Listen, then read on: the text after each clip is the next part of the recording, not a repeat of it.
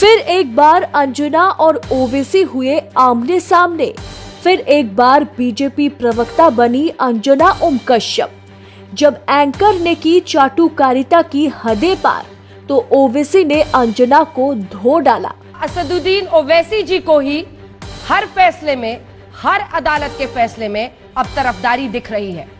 अगर मैं वहां पर होता मैडम और मेरी जेरे निगरानी वहां पर किसी और इबादतगाह को तोड़ दिया जाता, तो आज तक से लेकर तमाम न्यूज चैनल 24 घंटे दिखाते कि ओवैसी की मौजूदगी में ये तमाम चीजें हुई। उसने भड़काऊ भाषण दिया और वहां पर इस रिलीजियस प्लेस को तबाह बर्बाद कर दिया गया। कोर्ट ने आरोपियों को बरी कर दिया, ये अच्छी बात है, हम इसका सम्मान करते हैं। सिर्फ आप ही को क्यों पीड़ा होती है? मुझे ये बताइए, बाबरी मस्जिद किसने शहीद किया? फिर कौन जिम्मेदार है? शहीद मस्जिद किसने किया? क्या आसमान से लोग आए? क्या जमीन से निकल कर आए? किसने किया? फिर ये आपके लिए अयोध्या, राम मंदिर, बाबरी पॉलिटिक्स है। मैडम देखिए, मैं इतना बीजेपी से मेरे करीबी ताल्लुकात नहीं है जितना आपके या आपके लोगों के हो सकते हैं। यहाँ रक्षा मंत्री से लेकर सब सत्यमेव जयते लिख रहे हैं और वाहवाही दे रहे हैं और खुशी मना रहे हैं, और आप इन्हीं से अपील कर रहे हैं। ये पोस्चरिंग है क्या आपकी तरफ से? क्या ये आंखों में धूल झोंकना नहीं है? और आपका क्या अर्थ है जब आप ये कहते हैं कि आप या फिर आपके लोग बीजेपी के करीब हो? तो इसका जवाब दीजिए। मैं कह रहा हूँ जजमेंट गलत है, ये जजमेंट बिल्कुल सरासर गलत है। बाबरी मस्जिद के मामले में भारत के मुसलमानों से इंसाफ नहीं हुआ, धोखा हुआ है हमसे। देश नीति, केवल सच्ची और पक्की खबरें। सीबीआई की स्पेशल कोर्ट ने 6 दिसंबर 2092 को अयोध्या में बाबरी मस्जिद ढहाए जाने के मामले में फैसला सुनाते हुए सभी आरोपियों को बरी कर दिया, जिसके बाद से राजनीति गर्मा गई है। और अब इस मुद्दे पर एआईएमआईएम अध्यक्ष असदुद्दीन ओवैसी भी भड़क गए। लेकिन अंजना ओम कश्यप, जो हर मुद्दे पर हिंदू मुसलमान करना पसंद करती है, जो हर मुद्दे पर मोदी हीरो और बाकी सब जीरो दिखाती है, वही अंजना फिर एक बार मोदी सरकार को बचाते हुए ओवैसी के साथ भिड़ गई। लेकिन इस बार ओवैसी ने भी मोदी और मोदी के चाटुकारों की पोल खोल कर रख दी। असदुद्दीन ओवैसी जी को ही हर फैसले में, हर अदालत के फैसले में अब तरफदारी दिख रही है। अगर मैं वहां पर होता मैडम और मेरी जेरे निगरानी वहां पर किसी और इबादतगाह को तोड़ दिया जाता, तो आज तक से लेकर तमाम न्यूज चैनल 24 घंटे दिखाते कि ओवैसी की मौजूदगी में ये तमाम चीजें हुई। उसने भड़काऊ भाषण दिया और वहां पर इस रिलीजियस प्लेस को तबाह बर्बाद कर दिया गया। कोर्ट ने आरोपियों को बरी कर दिया, ये अच्छी बात है, हम इसका सम्मान करते हैं। सिर्फ आप ही को क्यों पीड़ा होती है? मुझे ये बताइए, बाबरी मस्जिद किसने शहीद किया? फिर कौन जिम्मेदार है? शहीद मस्जिद किसने किया? क्या आसमान से लोग आए? क्या जमीन से निकल कर आए?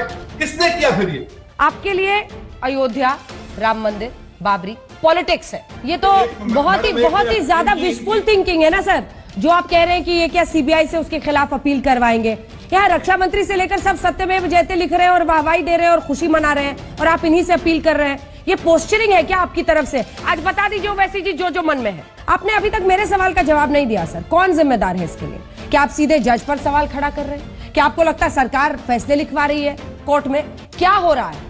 या सिर्फ आंखों में धूल झोंक रहे हैं? क्या है? मैडम देखिए, मैं इतना बीजेपी से मेरे करीबी ताल्लुकात नहीं है जितना आपके या आपके लोगों के हो सकते हैं। कोई आपसे स्पेसिफिक सवाल पूछेगा कि क्या ये जज में आपको गलती दिख रही है या सरकार करा रही है, तो उसमें आप कहिएगा कि आप बीजेपी के करीबी हैं, इसका जवाब आप दीजिए। क्या ये भ्रम फैलाना नहीं है? क्या ये आंखों में धूल झोंकना नहीं है? और आपका क्या अर्थ है जब आप ये कहते हैं कि आप या फिर आपके लोग बीजेपी के करीब हो? तो इसका जवाब दीजिए। अरे सर, आपने लिखा है ना कि फैसलों में तरफदारी हो रही है, तो आपको समझाना पड़ेगा कि कौन कर रहा है, कौन लिखवा रहा है।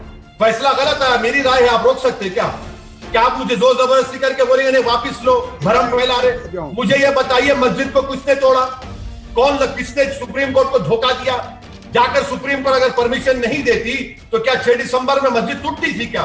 सीबीआई के एविडेंस कलेक्शन में कमी थी। एक स्पेसिफिक चीज पर तो पहुंचना पड़ेगा ना सर।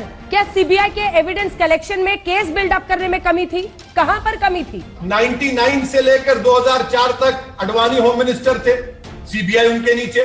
2014 से अब तक बीजेपी की सरकार, होम मिनिस्ट्री बीजेपी के पास। मैं कह रहा हूं जजमेंट गलत है, ये जजमेंट बिल्कुल सरासर गलत है, ये इंसाफ नहीं कर रहा है।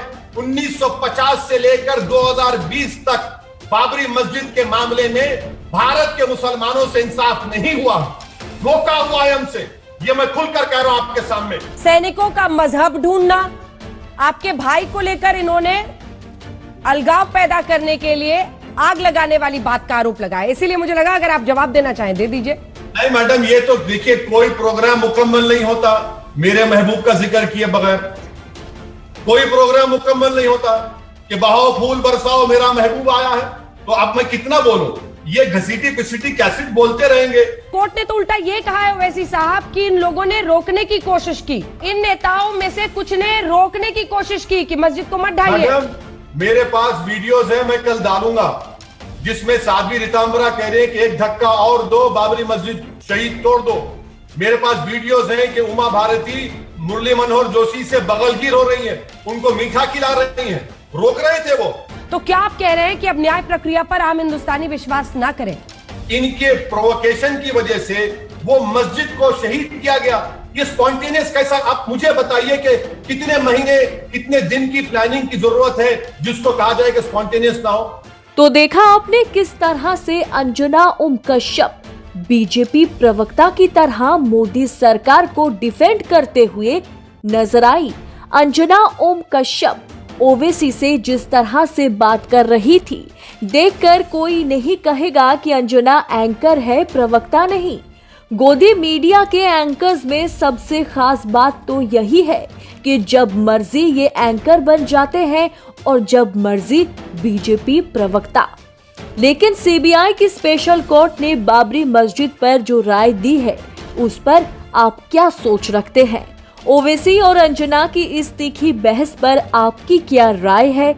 कमेंट कर जरूर लिखें। देशनीति इसी तरह डिबेट का विश्लेषण करता रहेगा और आप तक सटीक खबरें पहुंचाता रहेगा। तो आप भी देर ना करें, तुरंत देशनीति को सब्सक्राइब करें। वीडियो के पसंद आने पर वीडियो को लाइक और शेयर जरूर करें।